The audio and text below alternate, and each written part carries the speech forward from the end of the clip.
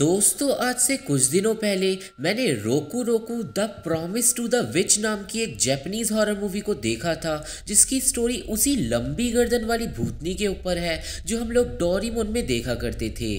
IMDb ने इसे 5.1 out of 10 की रेटिंग्स दी है and it's 60% fresh on रॉटन tomatoes. दोस्तों, इस मूवी में हमें जापान के सबसे ज़्यादा खतरनाक लेजेंड्स को दिखाया गया है और इस मूवी की स्टोरी भी काफ़ी ज़्यादा इंटरेस्टिंग है। स्टोरी में बस मेरे को CGI इफेक्ट की कमी लगी, वरना ये मूवी कमाल की है। आप लोग इस वीडियो को पूरा लास्ट तक देखना और चैनल पे नए हो तो चैनल को सब्सक्राइब भी जरूर कर देना, क्योंकि आज की इस वीडियो में हम Roku Roku the promise to the witch movie को समझते हुए इस मूवी में दिखाए गए अर्बन लेजेंड्स के बारे में बात करने जा रहे हैं। और अब हम इसी के साथ चलते हैं सीधा वीडियो की तरफ। मूवी शुरू होती है और हम एक छोटी लड़की को भागता हुआ देख पाते हैं, पर रास्ते में उसे एक चुड़ैल रोक लेती है और उससे बोलती है, मुझसे वादा करो। हम लोग देखते हैं कि वो लड़की एक होटल में रूम नंबर 666 के अंदर है, जो शैतान का नंबर माना जाता है। और यहाँ से सीन सालों आगे शिफ्ट हो जाता है। अब हम देखते हैं इजुमी नाम की एक लड़की को, जो सुबह सोकर उठती है और वो जाके अपनी माँ और ग्रैंडपा से मिलती है, पर उसका ग्रैंडपा थोड़ा अजीब होता है। इजुमी के ग्रैंडपा पे एक डंडा होता है जिसमें उसने नट बोल्ट लटका रखे थे, और सब लोगों के जाने के बाद वो बगीचे की तरफ देखकर डरने लगता है और वो चिल्लाने लगता है कि वो लोग वापस आ गए, वो लोग वापस आ गए। सीन जाता है इजुमी पे, जो अपने ऑफिस से बाहर निकलती है और तभी उसे फोन आता है। फोन पे होती है मीका नाम की एक लड़की, जो 10 साल पहले इजुमी के साथ स्कूल में पढ़ती थी। मीका और इजुमी ने असल में एक दूसरे से 10 साल से बात नहीं करी है, और अब अचानक ही मीका इजुमी को मिलने के लिए बुलाती है और इजुमी भी मान जाती है। सीन इजुमी के ऑफिस के अंदर जाता है, जहाँ पे सब लोग जा चुके थे सिवाय ऑफिस की बॉस के। यहाँ पे अब हमें नूरी काबे नाम के अर्बन लेजेंड के बारे में पता चलेगा, पर इन सब के बारे में हम लोग वीडियो के लास्ट में बातें करेंगे। अभी के लिए स्टोरी पे ध्यान देते हैं। अब जब बॉस अकेली होती है तो वो देखती है कि उसके ऑफिस के बगल में एक होटल है, जो पहले वहाँ पे नहीं था। बॉस को होटल के कमरे में एक सुंदर लड़की दिखती है, जो अपने कपड़े उतारने लगती है। बॉस उस लड़की को घूरने लगती है, पर वो लड़की बड़ी ही क्रीपी तरीके से बॉस को देखती है, जिसके बाद बॉस वहाँ से ऑफिस के हॉलवे में चली जाती है। हॉलवे में भी बॉस को वही खिड़की दिखाई देती है, जिससे वो डर जाती है, क्योंकि बॉस को ऐसा लग रहा था जैसे वो होटल अपनी जगह से हिल रहा हो। और अब वो लड़की बॉस को पीछे देखने के लिए बोलती है। बॉस पीछे देखती है और अचानक ही हॉलवे की सारी लाइट्स चली जाती है। बॉस के पैर डर के मारे जाम हो जाते हैं और उसकी तरफ एक बड़ी सी घूमती हुई चीज आगे बढ़ती है। वो चीज असल में एक लड़की का बहुत बड़ा भूतिया सर होता है, जिसे जापान में नूरी काबे के नाम से जानते हैं। नूरी काबे को देखकर बॉस चिल्लाती है और सीन कट होके वापस इजुमी पे चले जाता है। इजुमी बारिश में भीगती हुई वापस घर पहुंचती है, जहाँ पे उसकी माँ बताती है कि ग्रैंडपा डर के मारे घर से कहीं भाग गया है। इजुमी अब अपने ग्रैंडपा को ढूंढते हुए पार्क में जाती है, जहाँ पे ग्रैंडपा डरा हुआ बैठा हुआ था और वो घर जाने से मना कर रहा था, पर इजुमी अपने ग्रैंडपा को जबरदस्ती घर ले जाती है। इजुमी के वहाँ से जाते ही आसपास की सारी चीज़ें ब्लैक एंड वाइट हो जाती हैं, और अब हम लोगों को काराकासा नाम के एक अर्बन लेजेंड के बारे में पता चलेगा। यहाँ पे अब मैं आप लोगों को बता देता हूँ कि जहाँ पे भी इजुमी जा रही है, वहीं पे लोगों के साथ हादसे हो रहे हैं, पर इस बात के बारे में हमें आगे पता चलेगा। अब हमें दिखाते हैं मिजुनुमा नाम के एक आदमी को, जो अपने क्लाइंट से पैसे मांग रहा था, पर तभी एक छाते वाली औरत उसकी गाड़ी से टकरा जाती है।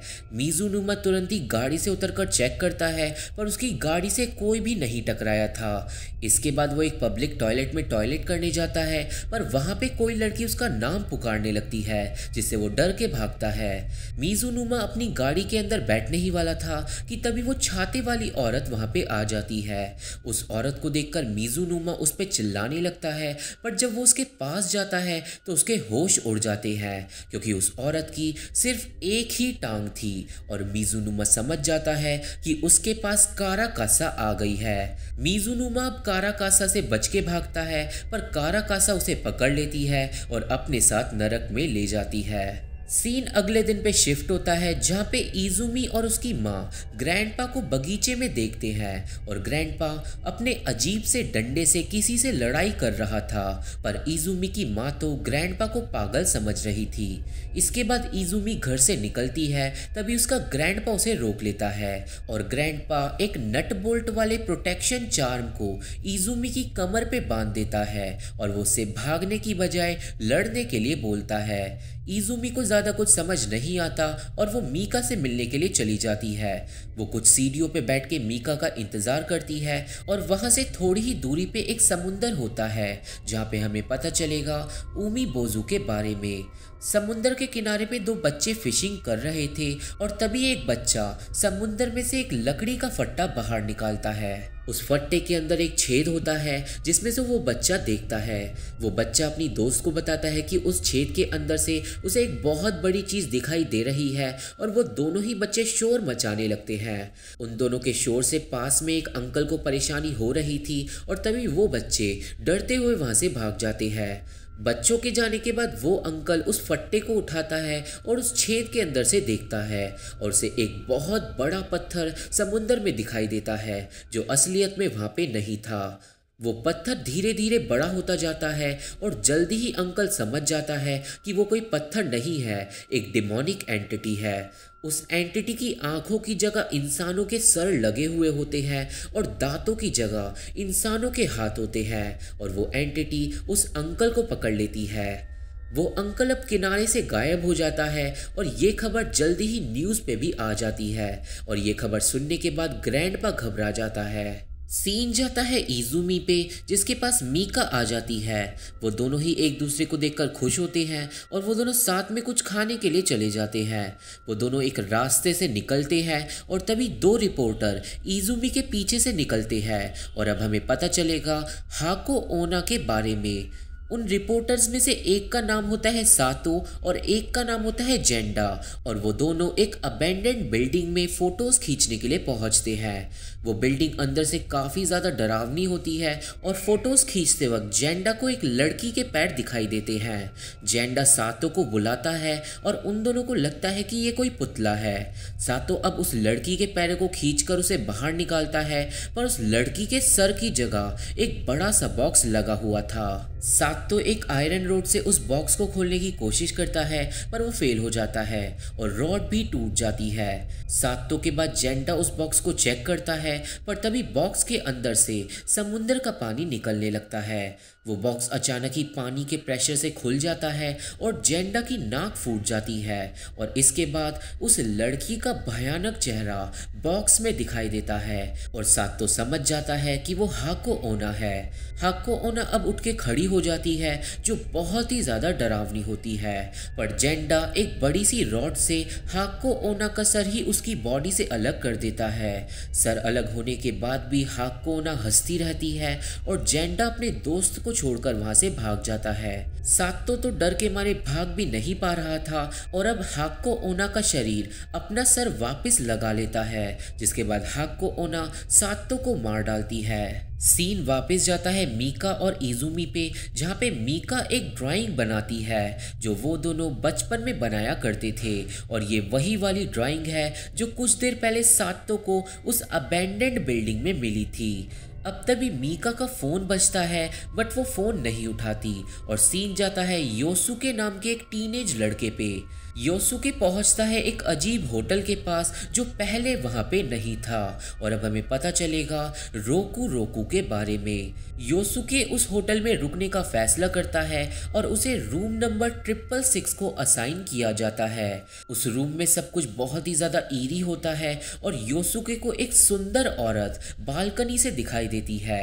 अब एक रात उस होटल में रुकने के बाद योसुके घर चले जाता है और वो उस औरत की ड्राइंग बनाता है। यहाँ पे अब हम लोग ममीका से मिलते हैं जो योसुके की गर्लफ्रेंड है और हमें पता चलता है कि ममीका और योसुके आर्ट स्कूल में पढ़ते हैं। मम्मी का उस औरत के और होटल के बारे में योसुके से बातें करती है और अगले दिन स्कूल में मम्मी का देखती है कि योसुके स्कूल नहीं आया है। स्कूल के बाद मम्मी का योसुके को फ़ोन करती है पर वो फ़ोन भी नहीं उठाता और दूसरी तरफ योसुके उस औरत की क्रीपी ड्राइंग्स को पागलों की तरह बना रहा था।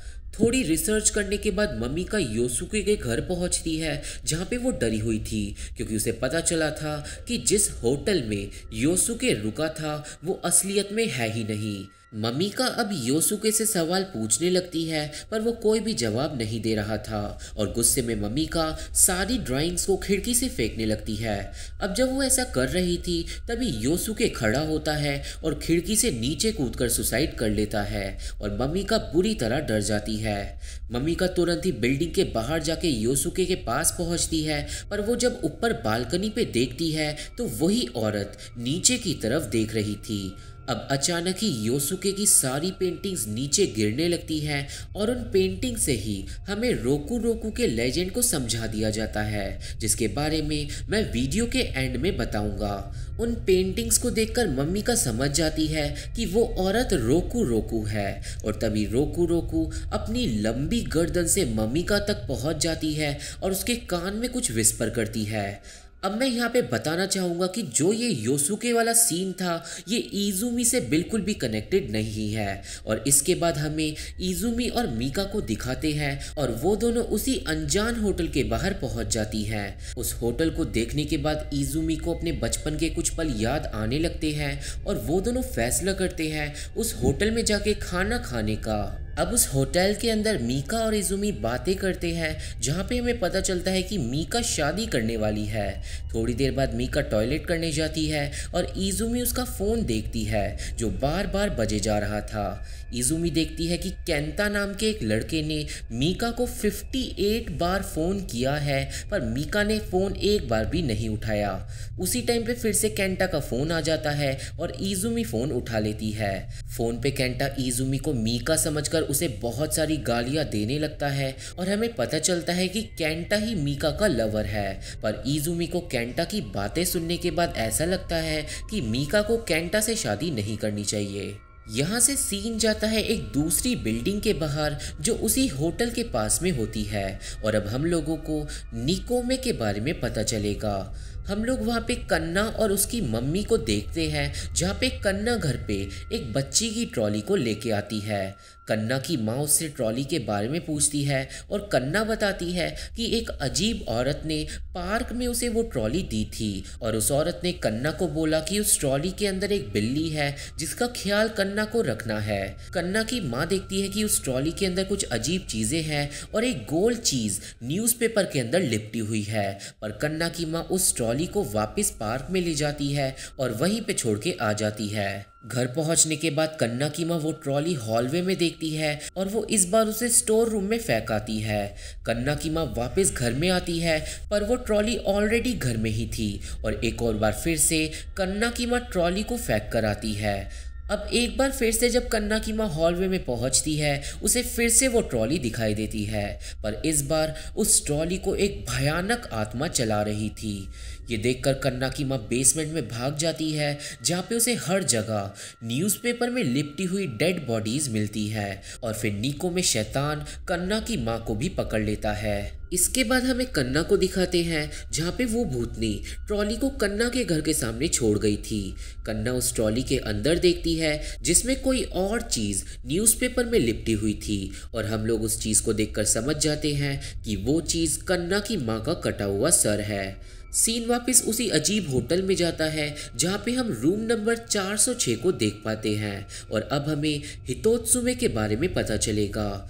रूम नंबर 406 में सब कुछ एक हॉस्पिटल जैसा होता है जहाँ पे एक नर्स अपनी नाइट शिफ्ट के लिए पहुँचती है। मतलब अब ये होटल अपना रूप बदल रहा है ताकि ये ज़्यादा से ज़्यादा लोगों का शिकार कर सके। वो नर्स जैसे ही कमरे में पहुंचती है उसका चश्मा टूट जाता है और उस कमरे में हम लोग हितोत्सुमे के भयानक भूत को देख पाते हैं। वो नर्स चश्मे के बिना अंधी हो गई थी और वो हितोत्सुमे को ही पेशेंट समझ रही थी। हितोत्सुमे अब उस अंधी नर्स के साथ खेलने लगता है और तभी नर्स को हॉस्पिटल से फोन आता है और उसे पता चलता है कि रूम नंबर 406 में कोई भी पेशेंट नहीं है। ये सुनकर नर्स डर जाती है और तभी हितोत्सुमे नर्स को पकड़कर मार डालता है। सीन जाता है मीका और इजुमी पे, जहाँ पे रात हो चुकी थी और इजुमी मीका को केंटा से शादी करने के लिए मना कर रही थी। मीका इजुमी को बोलती है कि तुम्हें पूरी बात नहीं पता तो तुम जज मत करो और अब उन दोनों में बहसबाजी हो जाती है और तभी इजुमी को उसकी माँ का फ़ोन आता है। फ़ोन पे इजुमी को पता चलता है कि उसका ग्रैंडपा मर चुका है और यहाँ से सीन जाता है पास्ट में, जहाँ पे हमें ग्रैंडपा की स्टोरी पता चलेगी जो कामा इताची नाम के अर्बन लेजेंड से रिलेटेड है। पास्ट में हम लोग ग्रैंडपा और उसके बॉस को देख पाते हैं जो एक कंस्ट्रक्शन साइट पे काम कर रहे थे, पर अचानक ही चीजें अपने आप टूट टूट कर नीचे गिरने लगती है जैसे उन्हें कोई काट रहा हो।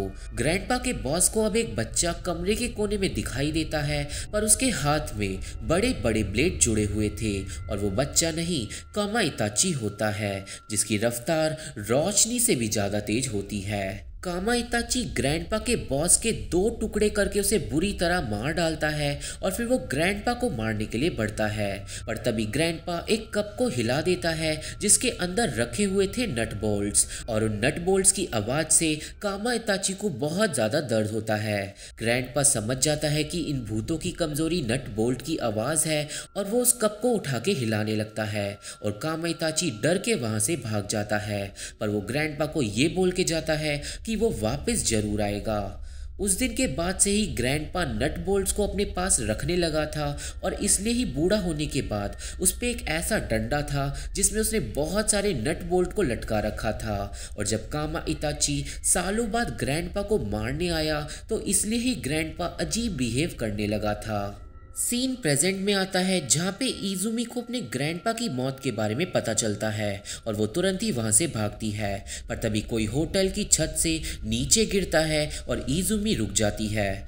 अब हमें होटल की छत को दिखाते हैं जहाँ पे महीना नाम की एक लड़की अपनी दोस्त की श्राइन के पास बैठी हुई थी और अब हमें दाई दारा के बारे में पता चलेगा। हमें यहाँ पे पता चलता है कि महीना की दोस्त योको ने इसी होटल से कूदकर सुसाइड कर लिया था, पर मैं एक बार फिर से बता दूं कि ये होटल रूप बदल रहा है और भले ही महीना को ये लग रहा हो कि योको ने इस होटल की छत से कूदकर सुसाइड करा था, पर असल में महीना गलत है और उस भूतिया होटल ने अपना रूप बदल लिया है ताकि महीना उस होटल के अंदर आ जाए और अब महीना उस भूतिया होटल के चंगुल में फंस गई है। महीना के साथ ही साथ 4 और लड़कियां होटल में घुस चुकी थी जो महीना की दोस्त हैं और वो चारों छत की ओर जा रही थी। महीना अपनी दोस्तों से बात कर रही थी कि तभी एक बहुत तेज हवा का झोंका आता है जो तिनके की तरह महीना को होटल से नीचे गिरा देता है और महीना ही असल में वो लड़की है जो नीचे गिरी थी और इजुमी ने उसे देख लिया था। अब महीना की दोस्तों को दिखाते हैं जहाँ पे सब लोग छत पे पहुंच जाते हैं, पर निया नाम की एक लड़की पीछे रह जाती है। महीना की 3 दोस्त जाके योको के लिए प्रे करने लगती हैं और फिर निया भी छत पर पहुंचती है, पर उसके होश उड़ जाते हैं क्योंकि एक बहुत ही बड़ी डिमोनिक एंटिटी छत पर बैठी हुई थी जिसका नाम है दाई दारा। दाई दारा को महीना की तीनों दोस्त देख भी नहीं पाती कि अचानक ही दाई दारा अपना बड़ा भयानक मुंह खोलती है और एक हवा के झोंके से सबको होटल के नीचे गिरा देती है। इसके बाद निया भागने की कोशिश करती है पर वो भी दाई दारा से नहीं बच पाती। सीन वापस इजुमी और मीका पे जाता है और वो दोनों ही महीना की लाश को देखती हैं, पर तभी एक एक करके महीना की चारों दोस्त छत से नीचे गिरती हैं और ये सब देखकर इजुमी और मीका भागते हैं। वो दोनों एग्जिट पर पहुंचते हैं पर दरवाज़ा लॉक होता है और होटल के अंदर से सारे लोग भी गायब हो चुके थे। वो दोनों अब एक दूसरा रास्ता ढूंढने के लिए अंदर चले जाते हैं और हम लोग देखते हैं कि वो होटल हद से ज़्यादा बड़ा है। होटल में इधर उधर घूमते घूमते वो दोनों पहुंच जाते हैं रूम नंबर 666 के सामने और उस जगह को देखकर इजुमी को अपने बचपन की एक बात याद आती है और अब हमें पता चलता है कि बचपन में इजुमी और मीका एक बार इस होटल में आ चुके हैं और वो दोनों इस होटल से बड़ी ही मुश्किल से निकल पाए थे। अब जब ये बात मीका को याद आती है तो वो रोते हुए जमीन पर गिर जाती है और वो समझ जाती है कि आखिर वो दोनों इस होटल में वापस कैसे फंस गए हैं। मीका बताती है कि बचपन में रोकू रोकू वाली चुड़ैल ने मीका को पकड़ लिया था इसी जगह पे, पर उसने मीका को जाने दिया था, जिसके बदले मीका ने रोकू रोकू को एक वादा किया था कि जब वो प्रेग्नेंट हो जाएगी तो वो अपना बच्चा रोकू रोकू को दे देगी।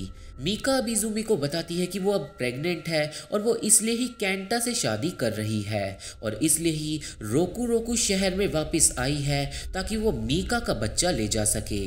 अब मीका डर जाती है, पर तभी उस हॉलवे का पूरा नक्शा बदल जाता है और रूम नंबर 666 बिल्कुल उन दोनों के पीछे आ जाता है। वो दरवाज़ा खुलता है और कमरे के अंदर बैठी हुई होती है रोकू रोकू, जिसने अपना सुंदर लाल कलर का लिबास पहन रखा था।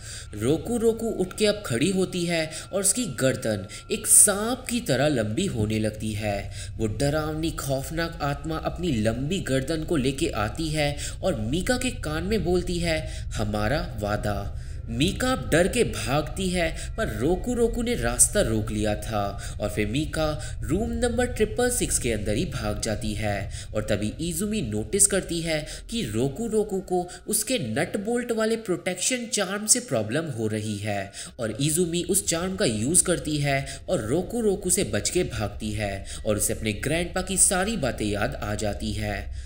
अब मीका होटल में रोकू रोकू से बच के भागती रहती है, पर रोकू रोकू उसका हर जगह पीछा करती है और एंड में इजुमी मीका को रोकू रोकू से पहले ढूंढ लेती है। वो दोनों अब साथ में भागते हैं, पर भागते भागते वो दोनों समुंदर के किनारे पहुंच जाते हैं जहाँ पे उमीबोजू उन पे अटैक कर देता है।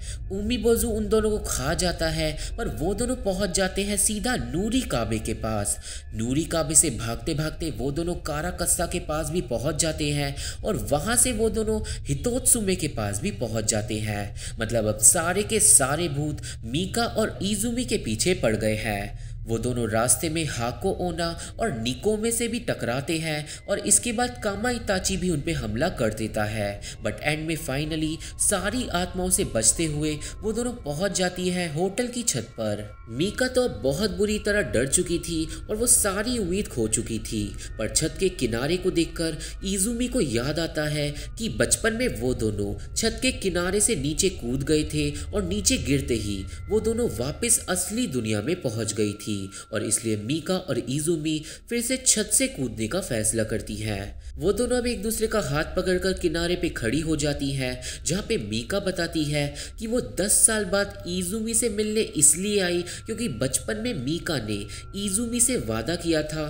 कि जिस दिन भी वो प्रेग्नेंट होगी वो सबसे पहले ये खबर इजुमी को देगी और इसलिए ही मीका अपना वादा निभाने वापस आई थी।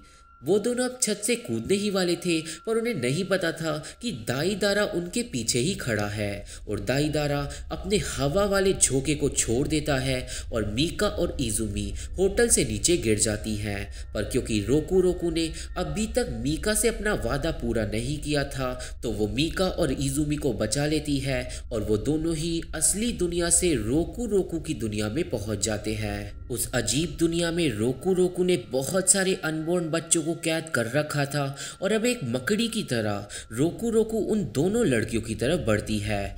मीका बुरी तरह डर जाती है और इजुमी देखती है कि उसने अपना प्रोटेक्शन चार्म कहीं पे गिरा दिया है। लकीली वो चार्म इजुमी को थोड़ी ही दूरी पे पड़ा मिल जाता है और वो मौका मिलते ही उसे उठाने भागती है। रोकू रोकू इजुमी के पीछे भागती है, पर इजुमी चार्म को उठाकर रोकू रोकू पे फेंक देती है और जैसे ही वो चार्म रोकू रोकू से टकराता है एक बहुत बड़ा धमाका होता है।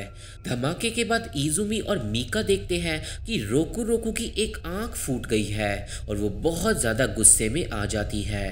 अब रोकू रोकू के शरीर पे एक छेद हो गया था, तो इसी की वजह से उसकी दुनिया में भी एक छेद हो जाता है और वो छेद बन जाता है एक पोर्टल, जहां से वो दोनों असली दुनिया में भाग सकते हैं। अब मीका इजुमी को बोलती है कि तुम पहले भागो और मैं तुम्हारे पीछे भागती हूँ। मीका अब रोकू रोकू का ध्यान भटकाने की कोशिश करती है और जैसे ही इजुमी भागती है रोकू रोकू उसे देखती है और बोलती है हमारा वादा। ये सुनते ही इजुमी चौंक जाती है क्योंकि उसे अचानक ही याद आता है कि उसने भी बचपन में रोकू रोकू से वादा किया था, पर वो वादा क्या था ये उसे याद नहीं आता। मीका अब रोकू रोकू और इजुमी के बीच की शांति का फायदा उठाती है और वो इजुमी की तरफ भागती है। इजुमी और मीका एक दूसरे का हाथ पकड़ लेते हैं और वो दोनों ही पोर्टल की तरफ भागते हैं, पर रोकू रोकू मीका को एंड टाइम पे पकड़ लेती है और दोनों ही लड़कियों का हाथ छूट जाता है। इजुमी उसी टाइम पे पोर्टल से नीचे गिर जाती है, पर मीका हमेशा के लिए रोकू रोकू की हो जाती है। इजुमी अब होटल के बाहर पहुंच जाती है जहां पे अब वो होटल अपने असली रूप में होता है जो कि बहुत ज़्यादा डरावना होता है। इजुमी के सामने ही अब उस होटल की नींव में से अनगिनत हाथ निकलते हैं और वो होटल चलने लगता है और समुंदर में जाके गायब हो जाता है। मूवी के लास्ट सीन में इजुमी ये सोचती रह जाती है कि आखिर उसने रोकू रोकू से वादा क्या किया था, और इजुमी का दिल जानता था कि रोकू रोकू अपना वादा निभाने वापस जरूर आएगी, और मूवी यहीं पे ख़त्म हो जाती है। तो ये थी explanation Roku Roku the promise of the witch movie की, और मुझे आशा है कि आप सभी को ये मूवी समझ आ गई होगी और मेरी वीडियो पसंद आई होगी। अब जैसा कि मैंने कहा था, मैं थोड़ा डिटेल में सारे जापानीज़ लेजेंड को डिस्कस करूंगा ताकि ये मूवी और ज़्यादा क्लियर हो जाए। इस मूवी में हमें टोटल 9 अर्बन लेजेंड्स को दिखाया गया है, जिसमें से पहला अर्बन लेजेंड है नूरी काबे का। तो नूरी काबे जापान की एक ऐसी इविल स्पिरिट है जो एक दीवार जैसी दिखती है। हालांकि मूवी में हमें उसे गोल दिखाया गया है। नूरी काबे के पास एक शक्ति है जिससे वो कितनी भी ज़्यादा लंबी और चौड़ी हो सकती है और वो ज़्यादातर ट्रैवलर्स को परेशान करती है। नूरी काबे लोगों का रास्ता रोक लेती है ताकि वो लोग आगे ना जा सके, और उससे बचने का सिर्फ एक ही रास्ता है कि हमें उसके नीचे वाले हिस्से में लात मारनी होगी, जिससे नूरी काबे गायब हो जाएगी। मूवी में दूसरा लेजेंड है काराकासा का, जो असल में एक भूतिया अम्ब्रेला है जिसके हैंडल की जगह एक इंसान की टांग होती है, और उस भूत की बहुत ही ज़्यादा लंबी जीभ होती है और ये भूत बारिश के टाइम पर ही बाहर निकलता है। असल में काराकासा भी अलग अलग टाइप के भूत होते हैं और हर एक के पीछे एक डिफरेंट कहानी है, जिन्हें हम लोग किसी और वीडियो में डिस्कस करेंगे। पर अगर आप लोगों को बारिश में कभी अनजान छाता दिखाई दे तो उसे सोच समझ कर उठाइएगा। मूवी में तीसरा अर्बन लेजेंड है उमी बोजू का, जो एक बहुत ही बड़ा राक्षस है और वो जापान के आसपास के समुंदर में घूमता है। उमी बोजू काले कलर का है और वो 10 फीट लंबा होता है, जो जहाज़ों को डुबा देता है, और वो बहुत ही ज़्यादा ताकतवर होता है, और जिस जहाज़ पे उमी बोजू की नज़र पड़ जाती है वो जहाज़ कभी भी नहीं बच सकता। मूवी में फोर्थ लेजेंड है हाको ओना का, जो असल में एक डरावनी लड़की का भूत है। लेजेंड के हिसाब से हाको ओना के पापा कुछ थग्स से छुपकर भाग रहे थे और वो थग्स हाको ओना के पापा को मारने के लिए घर आ गए थे, पर अपनी बेटी को बचाने के लिए हाको ओना के पापा ने उसे एक छोटे से बॉक्स में बंद कर दिया, और वो बॉक्स इतना ज़्यादा छोटा था कि हाको ओना मारी गई और फिर उसकी आत्मा अपना बदला लेने वापस आई। मूवी में पांचवा लेजेंड है निकोमे का, जो असल में नीको माता नाम के लेजेंड से लिया गया है। कहा यह जाता है कि जापान के पहाड़ों में नीको माता नाम का एक आधा इंसान और आधा बिल्ली जैसा दिखने वाला राक्षस रहता है, जो रात के टाइम लोगों को मारकर खा जाता है। मूवी में सिक्स्थ लेजेंड है हितोत्सुमे का, जो एक ऐसा भूत है जो लोगों को नुकसान नहीं पहुंचाता। वो बस अचानक ही लोगों के सामने आ जाता है और लोगों को डरा देता है। कहा यह जाता है कि हितोत्सुमे का व्यवहार एक छोटे बच्चे की तरह होता है और वो ज़्यादा डरावना भी नहीं होता, और उसकी सिर्फ एक आंख होती है। हितोत्सुमे जापान में सबसे ज़्यादा कम खतरनाक भूत माना जाता है, तो इससे डरने की हमें बिल्कुल भी ज़रूरत नहीं है। मूवी में सेवेंथ लेजेंड है कामा इताइची का, जो एक ऐसा भूत है जो हवा के साथ आता है और वो बहुत ही ज़्यादा तेज़ होता है। उसके हाथों की जगह ब्लेड्स लगे हुए होते हैं और वो इंसानों को 2 टुकड़ों में काट सकता है। कहा यह जाता है कि कामा इताची सिर्फ बर्फीली जगहों पे घूमता है और वो शैतान के देवता के लिए काम करता है और वो हितोत्सुमे की तरह बिल्कुल भी नहीं है। कामा इताची बहुत ही ज़्यादा खतरनाक है और उसे दूर ही रहना हमारे लिए सही है। मूवी में 8th लेजेंड है दाई दारा का, जो एक बहुत ही ज़्यादा बड़ी एंटिटी है। इतनी ज़्यादा बड़ी है कि उसके पैरों के निशान से ज़मीन पे लेक्स बन जाती हैं। दाई दारा को दाई दारा बोतोच्ची के नाम से भी जानते हैं और उसे लेजेंड्स में एक डेमी गॉड बताया गया है। तो आप लोगों के सामने अगर दाई दारा आ गया तो आप लोग क्या करोगे, मुझे कमेंट्स में ज़रूर बताना। अब मूवी में आखिरी लेजेंड है रोकू रोकू का, जिसपे बेसिकली ये पूरी मूवी बेस्ड है और रोकू रोकू कूबी के नाम से भी जानते हैं। अब इस भयानक आत्मा के पीछे बहुत सारे अलग अलग कहानियाँ और लेजेंड्स हैं, जिसमें से मैं आपको सिर्फ वो वाली कहानी बताऊंगा जो इस मूवी में हमें दिखाई गई है। तो रोकू रोकू असल में एक सुंदर औरत थी जिसका बच्चा एक दिन बालकनी से नीचे गिर गया था और वो मारा गया था और रोकू रोकू दुखी होकर अपने बच्चे को काफ़ी दिनों तक घूरती रही और रोती रही, इतना ज़्यादा कि वो भूख प्यास से एक दिन मर गई। अब रोकू रोकू के साथ हुआ ये था कि वो लगातार नीचे देख रही थी, जिसकी वजह से रोकू रोकू की गर्दन धीरे धीरे लंबी होती गई और फिर उसकी आत्मा को भी एक ऐसी ही पावर मिल गई जिससे उसकी आत्मा बहुत ही लंबी गर्दन करके रह सकती है। और फिर रोकू रोकू प्रेग्नेंट लोगों पे हमला करने लगी और रोकू रोकू ने ऐसे बहुत सारी प्रेग्नेंट औरतों को मार डाला। रोकू रोकू अपने विक्टिम का पहले पीछा करने लगती है और वो हमेशा लाल कलर का एक लिबास पहनती है और जब उसे अपने विक्टिम को मारना होता है तो वो धीरे से अपनी गर्दन लंबी करती है और सांप की तरह अपने विक्टिम के पास जाके उसे लपेट लेती है और अपने विक्टिम को बुरी तरह मार डालती है। तो अगर कोई भी प्रेग्नेंट होने के बाद जापान जाता है तो उसे ख्याल रखना चाहिए कि वो किसी भी अनजान औरत से बात ना करे। तो ये तो थे सारे लेजेंड्स जो हमें मूवी में दिखाए गए हैं और मुझे आशा है कि आप सभी को ये सारे लेजेंड्स पसंद आए होंगे। तो मुझे कमेंट में ज़रूर बताइएगा कि सबसे ज़्यादा डरावना लेजेंड कौन सा है। मैंने रिसेंटली एक फेसबुक पेज भी बनाया है जिसका लिंक आपको डिस्क्रिप्शन में मिल जाएगा। आप लोग उसके साथ ही साथ मेरे बाकी सोशल मीडिया को फॉलो जरूर कर लेना। वीडियो पसंद आया तो चैनल को सब्सक्राइब करके और वीडियो को लाइक कर हमारा सपोर्ट जरूर करना। और अब मैं आप लोगों से मिलता हूँ अपनी अगली वीडियो में, तब तक के लिए थैंक यू, बाय बाय।